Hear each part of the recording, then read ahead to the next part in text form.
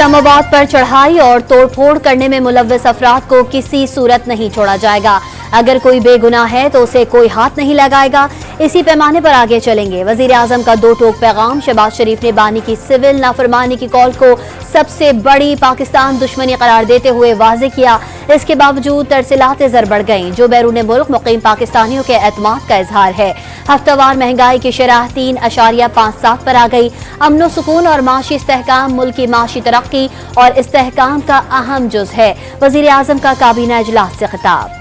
وفاقی کابینہ نے 8 مزید آئی پی پیز کے ٹیرف ریویو کی منظوری دے دی۔ بگاس سے چلنے والے جی ڈبلیو چنیوٹ پاور، حمزہ شوگر، الموئس پاور پلانٹ انڈسٹری، تھل انڈسٹریز اور چنار انرجی شامل۔ کابینہ کا آئی پی پیز پر تشکیل کردہ خصوصی ٹاسک فورس کی سفارشات پر فیصلے سے قومی خزانے کو 200 ارب روپے کی بچت ہوگی۔ کابینہ پہلے بھی 5 آئی پی پیز کے ساتھ معاہدوں کی منسوخی کی منظوری دے چکی۔ چیئرمین ایف بی آر نے کسٹم کے بیگیج رولز 2006 میں مجوزہ ترامیم واپس لینے کی ہدایت کر دی۔ بیرون ملک سے آنے والے مسافروں کو 2 موبائل فونز لانے کی اجازت برقرار۔ $1200 سے زائد کی کمرشل اشیاء پر پابندی کی تجویز واپس۔ رولز میں مجوزہ ترامیم مشاورت کر کے دوبارہ پیش کرنے کا حکم۔ صحافیوں کو آن لائن ہراساں کرنے کی ٹارگیٹڈ مہم چلائی جا رہی ہے۔ تحریک انصاف کی مضمون مہم کا مقصد صحافیوں کو نقصان پہنچانا ہے۔ ملزمان کی نشاندہی ہو گئی، کسی کو نہیں بخشا جائے گا۔ سہولت کاروں کے خلاف بھی کارروائی ہوگی۔ وزیر اطلاعات عطا اللہ تارڑ کی پریس کانفرنس۔ تحریک انصاف مشکلات اور تقسیم کا شکار ہے۔ سوال کیا یہ ڈی چوک سے کیوں دوڑ لگا کر بھاگے؟ P T I Khyber Pakhtunkhwa کے بیشتر رہنما سول نافرمانی تحریک کے مخالف اپیل کے خاص نتائج برآمد نہیں ہوں گے۔ اہل خانہ کو بھی مشکلات ہوگی، رہنماؤں کے خدشات۔ بانی پی ٹی آئی کی 9 مئی واقعات کی جوڈیشل انکوائری اور آرمی ایکٹ کے تحت سویلینز کا ٹرائل غیر آئینی قرار دینے کی درخواست سماعت کے لیے منظور۔ آئینی بینچ نے درخواست پر رجسٹرار آفس کے اعتراضات ختم کر دیے۔ بانی پی ٹی آئی کی اڈیالہ جیل سے خیبر پختونخوا منتقلی کی درخواست 20,000 روپے جرمانے کے ساتھ خارج۔ بانی پی ٹی آئی کو کوئی مسئلہ ہوگا تو خود درخواست دے دیں گے۔ جسٹس محمد علی مظہر کا مکالمہ، قیدی کے اہل خانہ یا وہ خود ایسی درخواستیں دے سکتے ہیں۔ جسٹس جمال مندوخیل کے ریمارکس۔ سپریم کورٹ آئینی بینچ میں اصغر خان کیس کی سماعت۔ حساس اداروں میں سیاسی سیل ختم کرنے کی وزارت دفاع کی رپورٹ طلب۔ عدالت کا ایڈیشنل اٹارنی جنرل کو وزارت دفاع کا جواب جمع کرانے کا حکم۔ حساس اداروں میں اصغر خان کیس فیصلے کے بعد سیاسی سیل ختم کر دیے تھے۔ ایڈیشنل اٹارنی جنرل کا بیان، اس کا مطلب ہے حساس اداروں میں سیاسی سیل تھے۔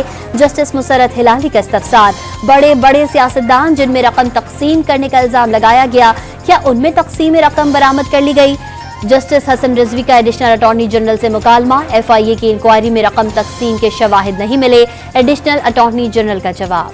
آئینی بینچ میں بانی پی ٹی آئی کے خلاف توہین عدالت کی حکومتی درخواست پر سماعت۔ اگر عدالت نے نوٹس کیا تو بانی پی ٹی آئی کو یہاں پیش بھی کرنا پڑے گا۔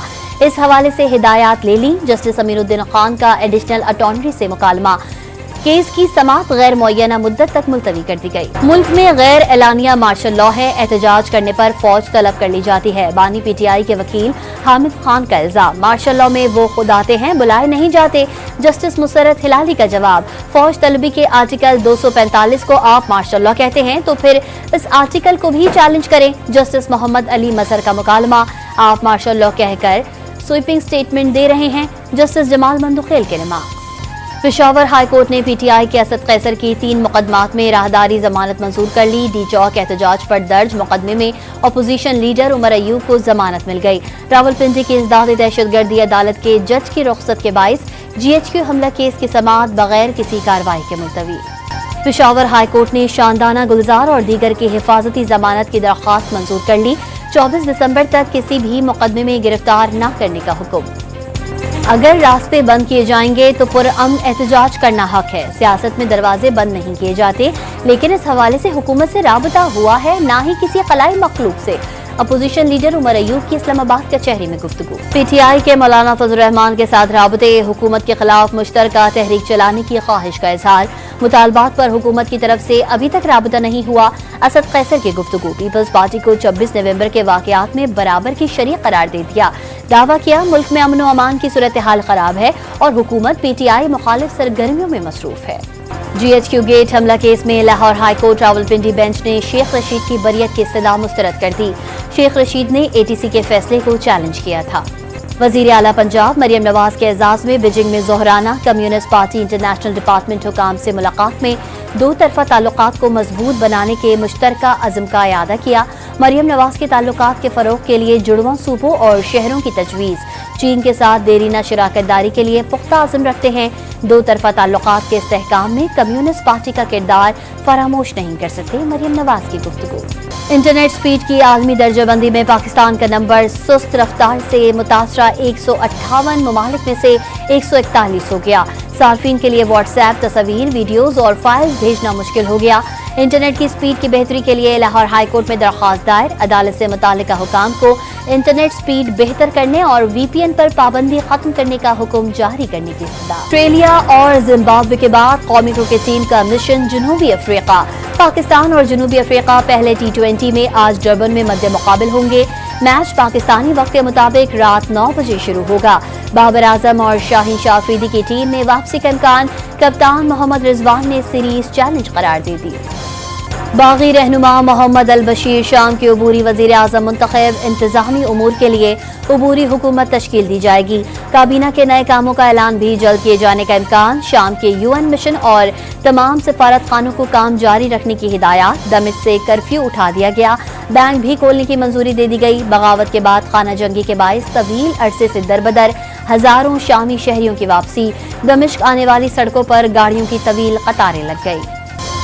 इसराइली अफवाज का शाम पर बड़ा हमला, 250 अहदाफ पर बमबारी, फौजी हेडक्वार्टर्स और कई एयर बेसेस शामिल। कई मकामात पर आग भड़क उठी। दमिश्क में मिसाइल दिफाई निजाम, मिसाइलों की तैयारी के मकामात, लड़ाका तैयारे और हेलीकॉप्टर्स तबाह कर दिए। सेहोनी रियासत ने मकबूजा गोलान से आगे बफर जोन पर कब्जा कर लिया।